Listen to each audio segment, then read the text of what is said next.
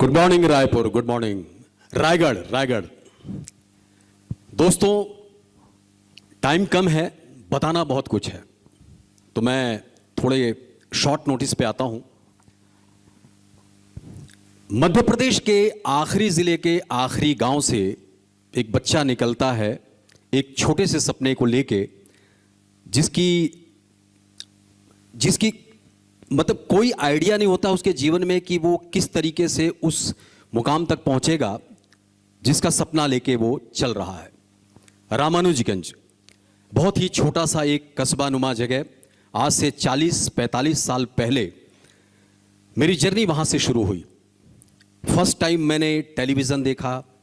Television के अंदर जिस किस्म की चीज़ें चल रही थीं, एक छोटे से बॉक्स के अंदर इतने सारे एक्टर्स, मुझे नहीं पता था कि ये एक्टर हैं, ये क्या है, बिल्कुल आइडिया नहीं था मुझे। एक उत्साह, एक जिज्ञासा, ऐसी प्रबल इच्छा हुई कि मैं इस बॉक्स के अंदर मुझे भी जाना है, मैं कैसे जा सकता हूं। और प्रतिदिन ये जिज्ञासा प्रतिदिन बढ़ती चली गई। मुझे पढ़ाई में मन नहीं लगता था, मुझे किसी चीज़ में मन नहीं लगता था मेरा।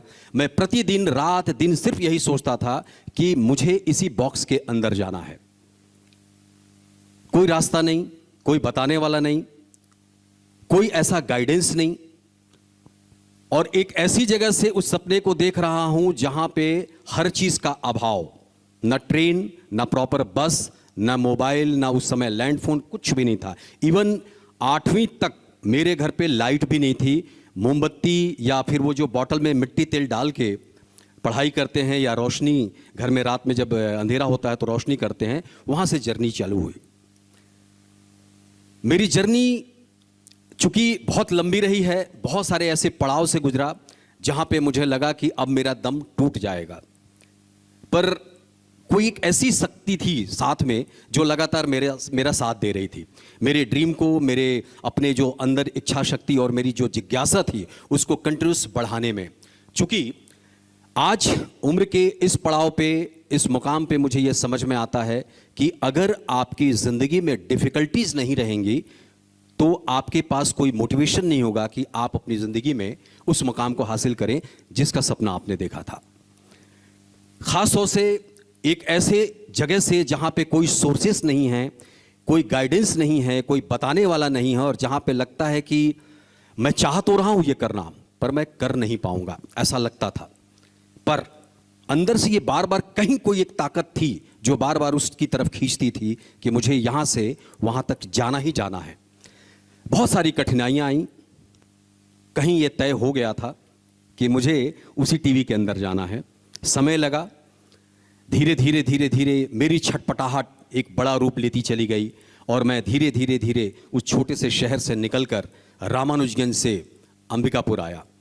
अंबिकापुर आने के बाद वो छटपटाहट और बढ़ी, इसलिए कि जिस सीमित संसाधनों में रामानुजगंज के उस छोटे से बॉक्स को देख के मैं आश्चर्यचकित हो जाता था, जब मैंने पहली बार सिनेमा हॉल को देखा लगभग इतना बड़ा, तो मेरे आश्चर्य का कोई ठिकाना नहीं था कि अरे बाप रे बाप, ऐसा भी होता है क्या? इतने बड़े पर्दे पे ये लोग कैसे चलते हैं? आप यकीन मानो, ऐसे ही डार्क लाइन में जब सबसे पहले मैं अंदर आता था तो मैं पर्दे के पीछे जाकर ये देखता था कि वो लोग जो चलचित्र पे दिखाई दे रहे हैं कहीं पीछे तो नहीं खड़े हैं, पर पीछे कुछ नहीं होता था।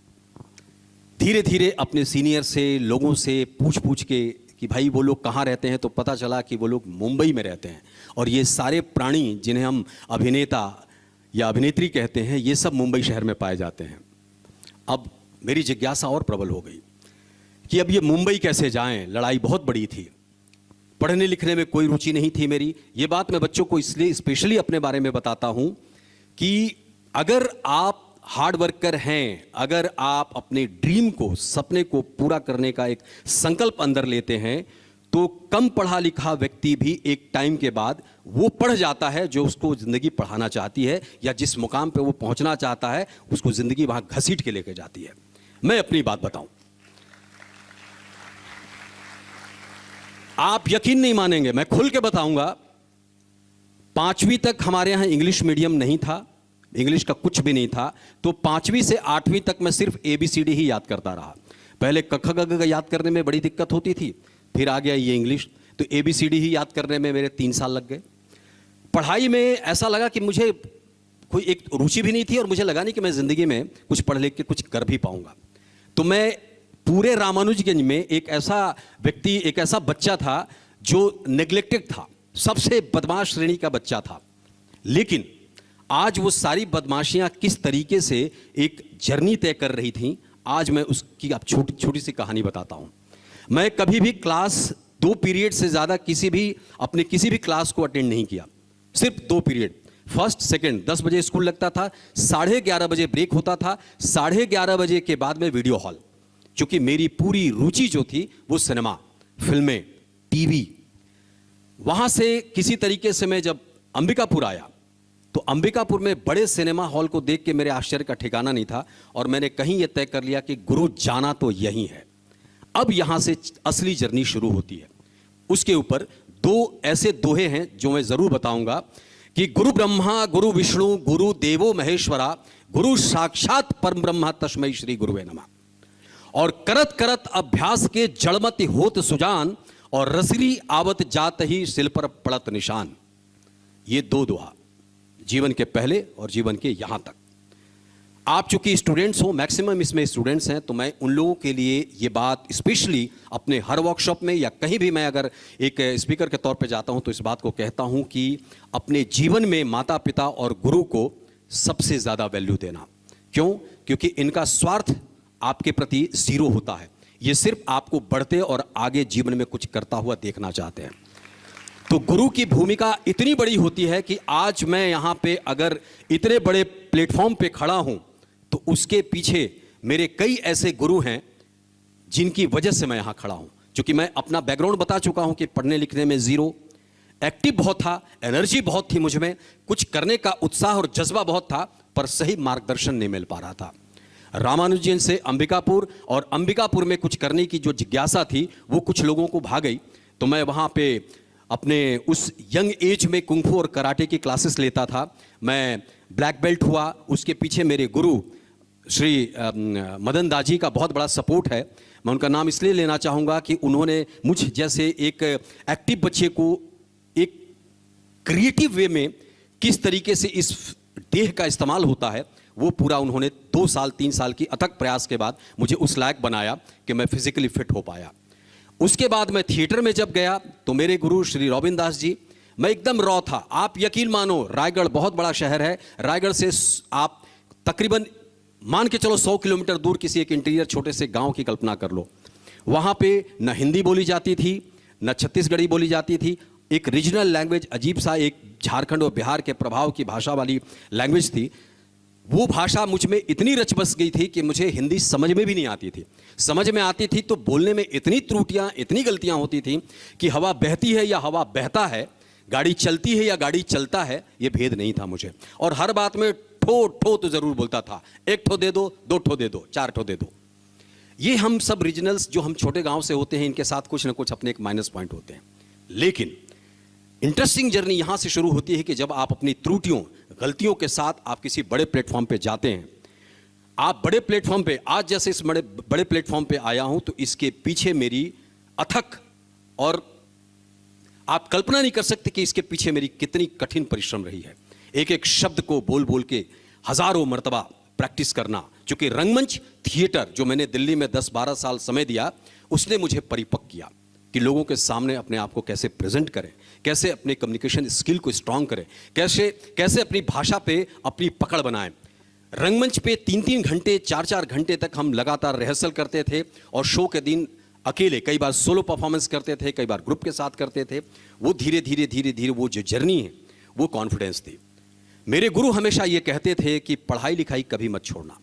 आप यकीन मानिए, पढ़ने में मेरी कोई रुचि नहीं, लेकिन आज मेरे पास 1 BHK में, लगभग 1 BHK के स्पेस में सिर्फ मेरी इंडिविजुअल अपनी लाइब्रेरी है। क्यों?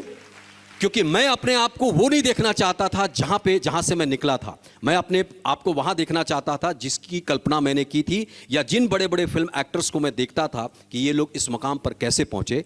तो वो सतत मेरे दिमाग में ये बात थी, और चूंकि गुरु ऐसे मिल गए, मैं ऋणी हूं उनका। मैं अपने गुरु श्री रविंदास जी का ऋणी हूं कि आज मैं जो कुछ भी हूं उसमें उनका बहुत बड़ा योगदान है, क्योंकि अगर ऐसे गुरु नहीं मिलते तो मैं शायद यहां तक पहुंच नहीं पाता। साथ में तो बहुत सारे लोग चलते हैं, मेरे साथ के बहुत सारे ऐसे लोग हैं, लेकिन शायद वो हार्डवर्क या वो क्षमता उनमें नहीं होगी, या गुरु ने नहीं देखा होगा। मुझ में देखा, इसलिए स्पेशली मुझे हर चीज़ को बताते रहते थे, मार्गदर्शन दे रहते थे, और मैं सतत गुरु की आज्ञा का कभी उल्लंघन नहीं करता था।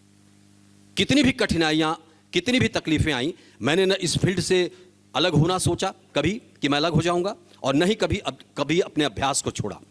तो इसलिए मैंने कहा कि गुरु ब्रह्मा गुरु विष्णु गुरु देवो महेश्वरा गुरु साक्षात परम ब्रह्म तस्मै श्री गुरुवे नमः।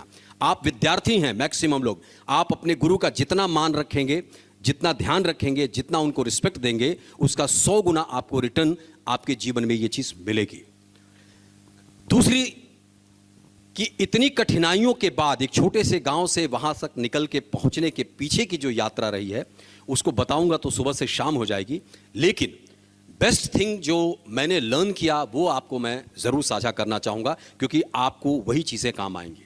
जैसे ये उम्र है आपकी जिसमें आपके पास पर्याप्त ऊर्जा है, आपके पास कमो बेश कहीं ना कहीं एक सपना, एक ड्रीम जरूर होगा कि आप जीवन में क्या बनना चाहते हैं। तो क्या करें? हर माता पिता, हर गुरु सिर्फ ये कहते हैं कि पढ़ो पढ़ो पढ़ो। ठीक है, पढ़ाई अपनी जगह है, पर क्या आपका इंटरेस्ट ऑफ एरिया कुछ और है आपके जीवन में? क्या आपको लगता है कि आपके अंदर ये हुनर है, इस हुनर को लेके आप काम करें तो पढ़ाई के साथ साथ आप इस हुनर को लेके भी अपनी एक पहचान बना सकते हैं? तो आप अपने माता पिता, अपने गुरु से इस बात को ज़रूर शेयर करें कि मुझ में इस तरह की रुचि है, मैं ये भी करना चाहता हूँ। कोई एक्टर बनना चाहता है, कोई डायरेक्टर बनना चाहता है, कोई सिंगर बनना चाहता है, कोई डांसर बनना चाहता है, क्योंकि ये जीवन सिर्फ एक बार मिला है आपको, सिर्फ एक बार। इसकी कहानी अभी ना पीछे का पता है आपको, ना आगे का पता है। इसलिए अपने उन सपनों को ज़रूर पूरा करो जो आपको लगता है कि ये मेरे अंदर है, इससे मुझे आत्मविश्वास का, मुझे एक प्रबल इच्छा हो रही है कि मैं इस फील्ड में भी अगर ये करना चाहूं तो मैं कर सकता हूं। आपको सिर्फ मेहनत करनी है, रास्ते खुद ईश्वर किसी न किसी को भेज के आपके लिए बना देंगे। ये तय है, ये तय है, ये अपने अनुभव से कह रहा हूं, क्योंकि मैं जहां से निकला हूं, मेरे पास कोई विजन नहीं था, कोई विजन नहीं था, पर एक विजन ये जरूर था कि गुरुजी, जब मेरी हिंदी बिल्कुल ही खराब थी तो वो मुझे यही कहते थे कि कठिन परिश्रम करो, सब ठीक हो जाएगा। तो एक मुंह में दांतों ऐसे फंसाता था और एक एक शब्द, एक एक हर्फ को 100-100, 200-200, 400-400, 500-500 बार बोलता था। मसलन जैसे क, तो क क क क क क क क क क ख ख ख ख ख ख ख ग ग ग ग ग ग ग ग ग ख ख ख ख ख ख ख अंग अंग अंग, ऐसे प्रैक्टिस करता था ताकि जबान कभी लड़खड़ाए मत। क्योंकि लाइव परफॉर्मेंस पे, स्टेज पे जब आप 3 घंटे खड़े होते हैं तो आपके पास रीटेक नहीं होता, वहां कैमरा नहीं होता, वन शॉट। आपको एक बार जब आप स्टेज पे एंटर किए तो अब आपके पास कोई चांस ही नहीं है कि आप कोई गलती करें, कोई त्रुटि करें और आपको क्षमा किया जाए। वहां क्षमा नहीं होता, क्योंकि जैसे आप लोग लाइव बैठे हैं ऐसे ही स्टेज शो पे हम लाइव 3-3 घंटे का शो करते थे। तो उसके पीछे 8-8, 10-10 घंटे हम हार्डवर्क करते थे। बॉडी मूवमेंट, फिजिकल, इमोशनल, जितने हमारे नाटकों में रस पढ़ाया गया, उन रसों को लेके हम प्रैक्टिस करते थे। वो प्रैक्टिस धीरे धीरे धीरे धीरे धीरे, वही मैंने कहा ना कि करत करत अभ्यास के जड़मति होत सुजान, और रसरी आवत जात ही सिल पर पड़त निशान। प्रैक्टिस मेक्स मैन परफेक्ट, सुना होगा आप लोगों ने। बस जीवन को ये सूत्र बना लो, इसी सूत्र के साथ आप जीवन के किसी भी फील्ड में, मुझे नहीं लगता कि आप कभी फेल होंगे। पक्की बात है कि अगर आप हार्ड वर्कर हैं, कठिन परिश्रम करते हैं, और सबसे मजबूत चीज कि आपका संकल्प, आपकी दृढ़ शक्ति। आपसे त्रुटियां होंगी, गलतियां होंगी, पर उन गलतियों पे ध्यान मत दो, आगे बढ़ो। प्रतिदिन का अभ्यास, प्रतिदिन का रियाज, प्रतिदिन की आपकी जो प्रैक्टिस है, धीरे धीरे धीरे धीरे आपको एक दिन उस मुकाम पर लेकर आपको लेके जाएगी ही जाएगी जहां आपने सपना देखा था कि यहां मुझे खड़ा होना है।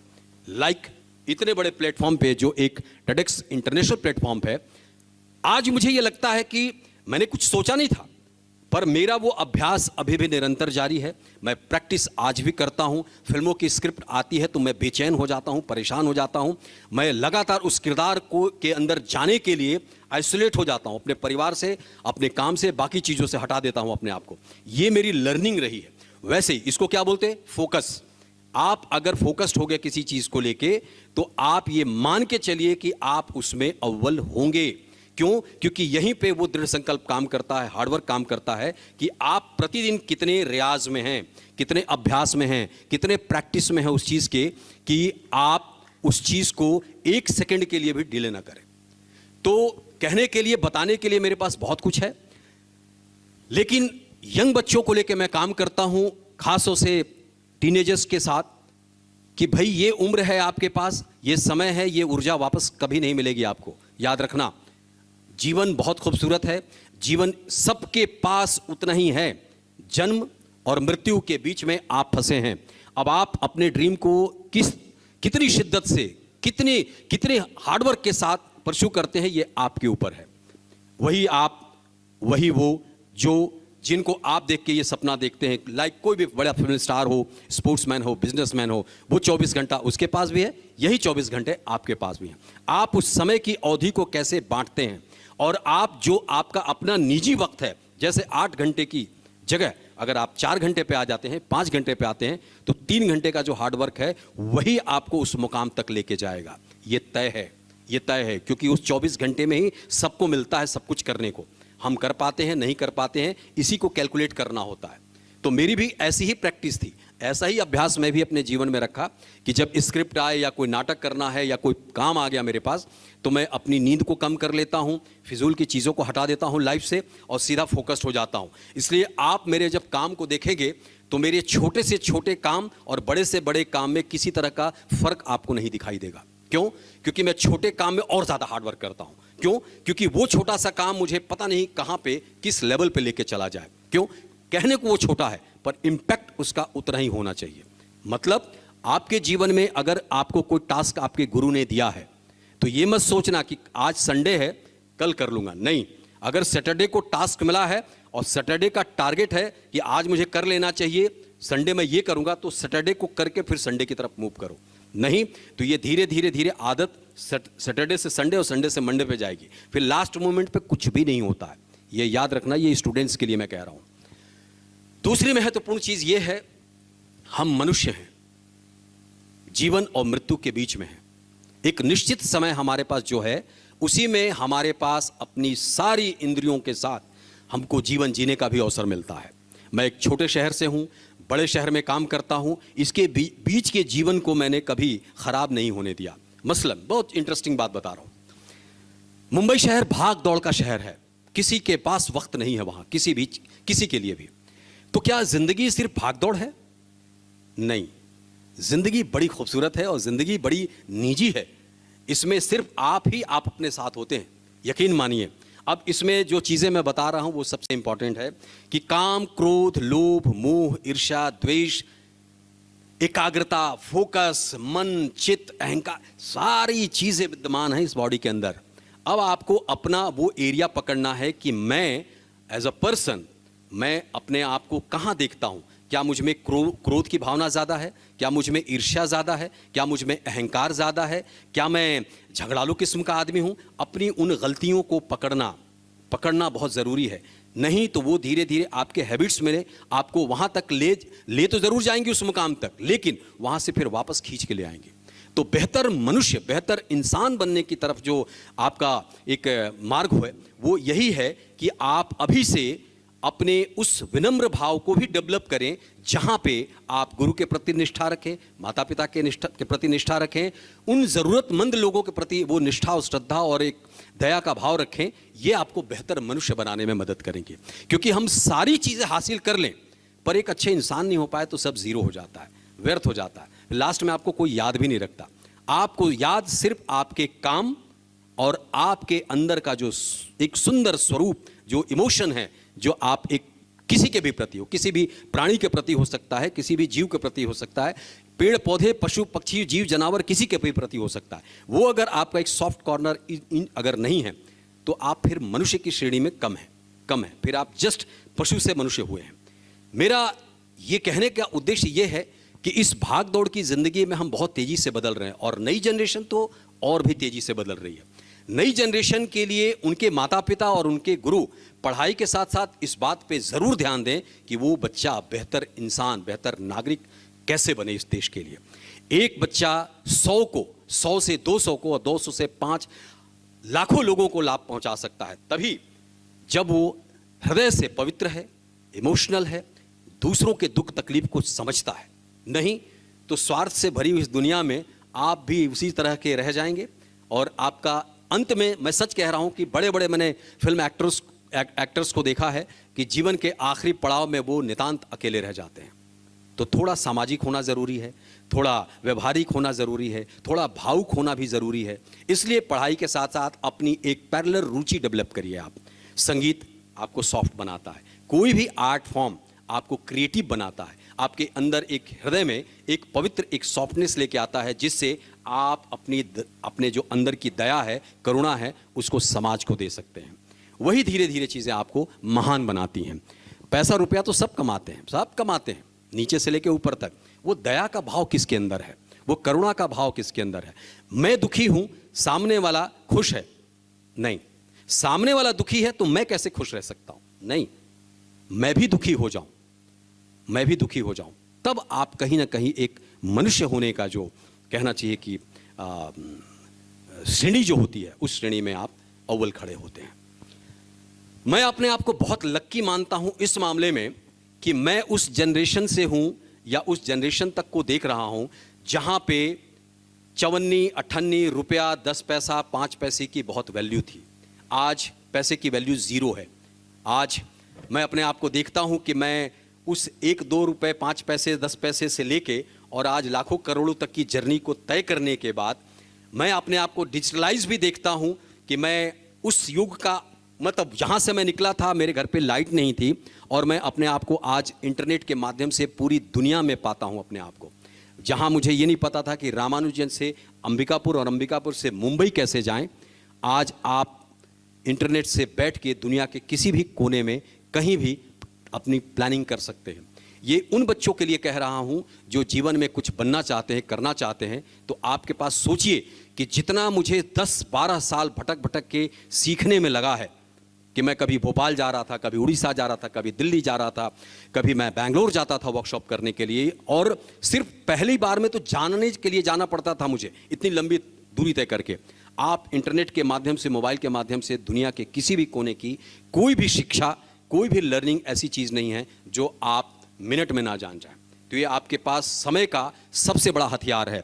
इसको पूरी तरह से इसका इस्तेमाल करिए। क्यों? क्योंकि लिमिटेड समय है आपके पास। एक समय के बाद इंटरेस्ट भी चेंज हो जाता है। जैसे आप पढ़ाई लिखाई करके नौकरी चाकरी में आएंगे, आपका धीरे धीरे धीरे आपकी जिम्मेदारियां आपको दूसरे मार्ग पे ले जाएंगे। तो ये जीवन का सबसे बेहतरीन समय है आपका, आपके जीवन के लिए, कि आप अपने आप को फोकस्ड करें, आप अपने अंदर की एकाग्रता को बनाएं और हार्डवर्क वो करें कि वो आपके लिए तो अपने लिए तो सभी करते हैं, दूसरों के लिए एक ऐसी पहचान बने कि इस व्यक्ति के कठिन परिश्रम से हमें इंस्पिरेशन लेना चाहिए। दोस्तों, सिनेमा फिल्म दूर से तो बहुत आसान दिखता है सब कुछ, पर उसकी कुछ सच्चाई मैं आपको बताता हूं। हमारे फील्ड में बहुत कठिन हार्डवर्क बहुत करना पड़ता है। 15 घंटे, मतलब 12 घंटे की शूटिंग के बाद 1 से 2 घंटे की ट्रैवलिंग होती है हमारी कहीं भी, तो 15 से 17 घंटे का हमारा रोज का काम होता है। अब 15 से 17 घंटे काम करने के लिए आपको मेंटली बहुत प्रिपेयर होना पड़ता है। और ये प्रिपरेशन, चाहे मैं ये नहीं कह रहा हूँ कि आप फिल्म लाइन में ही जाएं, पर आप दुनिया के किसी भी फील्ड में जाएंगे तो वहाँ पे आपको 12-14 घंटे प्रतिदिन मेहनत तो करना पड़ेगा। और यही वो उम्र है आपकी जहाँ पे आप अपने आप को इस तरह के कठिन परिश्रम के लिए रेडी कर पाएँ, तैयार कर पाएंगे। तो मुझे लगता है कि ये वो वक्त है जहाँ पे आप अपने सपने को साकार करने के लिए कठिन परिश्रम करें, तो दुनिया की ऐसी कोई ताकत नहीं है जो आपको उस मुकाम तक पहुँचने से रोक ले। Thank you so much. मैं चूँकि मुझे नहीं मालूम कि समय की अवधि क्या है, पर मैं इतना ज़रूर कहूँगा कि मेरा यहाँ आना, आप लोगों से मिलना, आप लोगों से इंटरेक्ट करना, बात करना मेरे अपने लिए भी बहुत सुखद है। क्यों? क्योंकि इस जर्नी में मैं बहुत कुछ ऐसा बोलते में भी कह जाता हूँ जो मुझे लगता है कि ये मेरी कमियाँ रही हैं, इन कमियों को दूर करना चाहिए अभी भी। चूँकि अभ्यास, निरंतर अभ्यास, वही आपको मात्र एक ऐसा आपके पास टूल है जो आपको आगे बढ़ाएगा। तो मैं अपनी वाणी को विराम दूंगा। Thank you so much. Thank you.